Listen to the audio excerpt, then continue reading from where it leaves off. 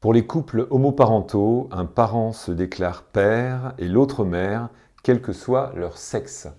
Voilà ce qui est inscrit aujourd'hui sur la feuille logement du recensement 2019 de l'INSEE.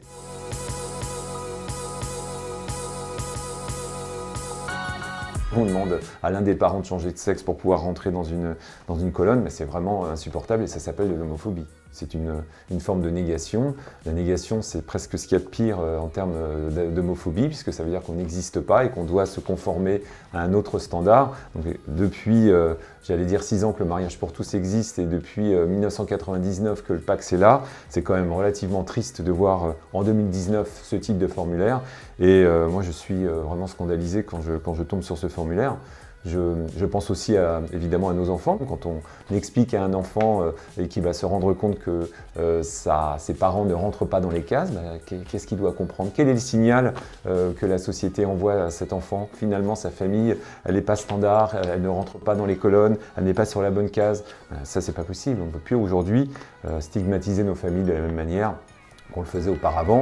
On n'a jamais été consulté sur ce questionnaire, pourtant la diversité familiale, on en fait partie, comme les familles monoparentales. Alors quand on a eu connaissance de ce formulaire, on a immédiatement interpellé l'INSEE sur Twitter, et l'INSEE nous a répondu dans l'heure, bottant en touche en nous disant qu'au contraire, nos familles étaient bien prises en compte dans ce formulaire, et qu'il suffisait de se conformer aux indications, et qu'en conséquence, il n'y aurait aucun problème pour le recensement 2019.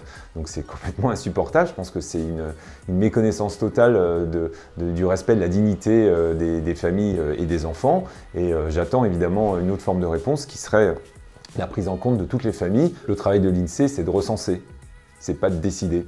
C'est pas de formater comme ils ont envie que ça rentre dans leur ordinateur pour sortir des statistiques. Donc quand la société elle évolue, eh bien on doit prendre en compte ces évolutions, on doit prendre en compte le changement intégrant la diversité familiale que sont les familles homoparentales. On voit aujourd'hui que ce n'est pas le cas. C'est comme si on devait rentrer dans un vieux système V1, V2 alors qu'on en est à la V5, ils n'ont pas fait d'update, c'est bien regrettable. Depuis le Pacs et le mariage pour tous, ils avaient pourtant le temps.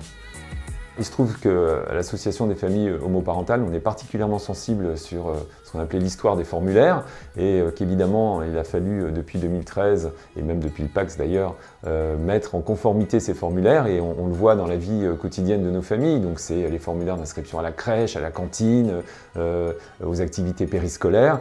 À chaque fois, il a fallu remonter en disant mais attention, il y a père et mère, est-ce que vous pouvez mettre parents?